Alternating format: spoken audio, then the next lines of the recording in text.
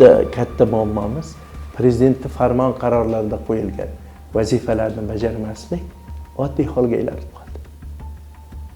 Bu jiddiy muammo. Qo'yilyapti ko'rsatkich, unga erisholmayapti. Erisholmasak nimaga ko'rsatkichni qo'ydik? Nimaga? Bu demak prezidentning farmon qarorlaridagi makroiqtisodiy ko'rsatkichlarga erishilmayotganligi va buni eng yomoni bu oddiy hol sifatida qabul qilinayotganligi. Undan keyin ishonch bo'lmaydi-da. Xorijliklar ham bizga ishonmay qo'yadi. Bizda prezident farmonida 60-son farmonda inflyatsiya darajasi O'zbekistonda dedik. 2023-yilda boshlab 5% oshmaydi. Buni hamma ko'rib turibdi.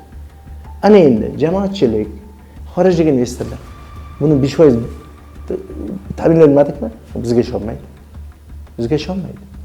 Shuning uchun biz eng katta muammomiz o'sha makroiqtisodiy ko'rsatkichlarni bajarishimiz kerakligi, bajarilmayotganimiz. Ikkinchi muammo. O'rtoqlar, iqtisodiy tuzilmalardagi vazirlik idoralariga yuridik jismoniy shaxslarga ishonchni shakllantirishimiz kerak. Iqtisodiyot moliya vazirligiga, Markaziy bankka aholida ishonch bo'lishi kerak. Ya'ni o'sha faoliyat samarasini aholi ko'rishi kerak. Aholi o'shaning samarasini ko'rishi kerak. Bu samarasini ko'rmayapmiz-da. Ko'rmayapmiz. Keyin tashqi qarzda o'sishi juda yuqori, o'sish sur'ati. Juda ham yuqori. Ana o'shani masalalar jiddiy muammo. Davlat tashqi qarzini o'sish sur'ati juda baland. Energetika vazirini bekorga tanqid qilmayapti jurnalistlar. Davlat tashqi qarzini byudjetdan keyin ikkinchi o'rinda olgan tashkilot vazirlik bu energetika vazirligi.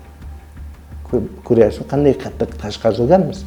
Shuni byudjetdan keyin ikkinchi katta qismini energetika vazirligiga berganmiz. Shuning uchun aholi bundan jamoatchilik norozi bo'lyapti.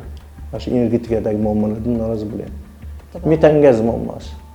G'ayrat do'st. Qanday katta shov-shuv bo'ldi? Bu bekorga emas. Energetika vazirligiga juda ham katta tashqi qarz olib berganmiz. Lekin negadir bu samara ko'zga tashlanmayapti-da, shuning uchun odamlarda norozilik juda kuchli bo'lyapti. Hatto vazir aytdiki, Jo'rabek Mirzamahmudov, men bu Rossiya bilan tuzilgan shartnomalarning shartini ayta olmayman dedi. Demak, u yerda qandaydir o'zi prezident o'zi aytdi. Rossiya bilan tuzilgan, neft gaz sohasida tuzilgan shartnomalarda O'zbekistonning manfaati hisobga olinmaganini Mirziyoyev o'zi aytdi. Prezident o'zi. Demak, bu ham bitta jiddiy sababi. Ikkinchisi, shu resurslardan foydalanish samaradorligi bilan jiddiy. Bu ham ochiq emas ma'lumot. Shaffof emas. U ma'lumotlar ochiq, shaffof bo'lishi kerak. Qancha, qaysi tadbirga yo'naltirildi? O'sha aynan shu mollashtirilgan tadbirda samaradorligi qanday? Ko'rsatkichlar bor. Qancha foyda oldik? Qancha daromad oldik? Yoki qanchaga kamaydi energiya sarfi, haligi isrofi? Bu narsalar aniq ko'rsatkichi bor. O'shalar e'lon qilinishi kerak, bu shaffof bo'lishi kerak. Shunda odamlar ishonadi. Mana shunday bo'ldi. JTL zavodiga qaytsak. Otabek Bakirov juda yaxshi yozdi. O'sha zavodning samaradorligi haqida juda dalillar keltirdi. Haqiqatan bu zavod demak bizga o'sha yoqilg'i, energetika mahsulotlari importini kamaytirish uchun qurilgan. Lekin qaytadan zavod ishga tushgandan keyin import oshib ketgan. Shuni Otabek Bakirov aniq misollarda keltirgan, juda dalillagan. Keyin yaqinda internetda ko'rib qoldim, to'g'ri hayron bo'ldim. O'sha Erel zavodi 5 oydan beri ish haqi bermaganligi to'g'risida bir ko'rsatuv bo'ldi, internetdan ko'rdim. Albatta bu juda xavotirli holat. Chunki u juda ko'p obyektlarni demak uni egasi tendersiz olgan. Katta investitsiyalarni o'sha o'zi kiritgan o'zining liniyasi. Qanaqa bo'ldi bu ish haqi berilmasa 5 oy? Juda xavotirli signal. Demak, shu loyiha bilan bog'liq jiddiy muammolar bor. Bo'lmasa ish haqi berilmasligi loyihani demak bu muvaffaqiyatsizlik ko'rsatadigan belgi. Nimaga? Rashon-shotda pul yo'q, hisob-kitobda shuncha ish haqi berilmaydi. Hisob-kitobda pul tushmaganligi demak uni loyihani amalga oshirish bilan bog'liq jiddiy muammo borligini ko'rsatadi. Endi ular buni ochiq e'lon qilmaydi oshkora. Lekin uni belgilari bu. Mana 5 oydan beri ish haqi olmaslik bu bitta belgisi. Shu loyihada jiddiy muammolar borligini ko'rsatuvchi bitta belgi bu. Buni aytish kerak-da, ma'lumotlarni oshkor qilish kerak. Nima uchun hisob-kitobga pul tushmagan?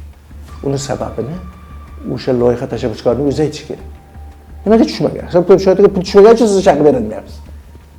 Hisob-kitobga pul tushmadimi, sizda muammo bor jiddiy.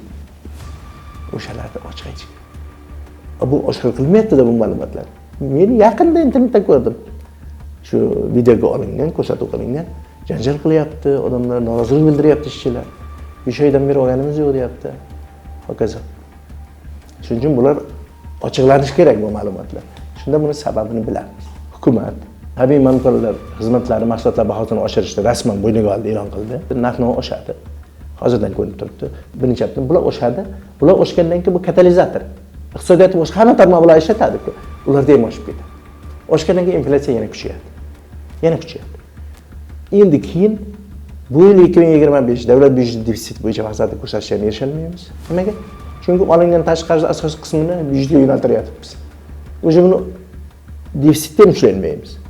Endi tashqi savdo balansi bo'yicha ham bu yil biron bir jiddiy harakatlar men hali qilinganini ko'rmadim. Shuning uchun to'g'risini aytsam, meni prognozlarim salbiy. 2025 da makroiqtisodiy ko'rsatkichlar bo'yicha belgilangan maqsadli ko'rsatkichlarga erisha olmaymiz degan fikrdaman. Chunki meni hisob-kitoblarim shuni ko'rsatyapti. Narxlar oshyapti. Tashqi qarzni katta qismi byudjetga yo'naltirilyapti. Transport logistikasida muammo bo'lib qoldi. Transport logistikasida import qimmat. Bularni birontasini 24 ta yecholmadik-da, yechim qilmadik-da. Yechim qilsak aytardim. Mana shunday bo'ldi.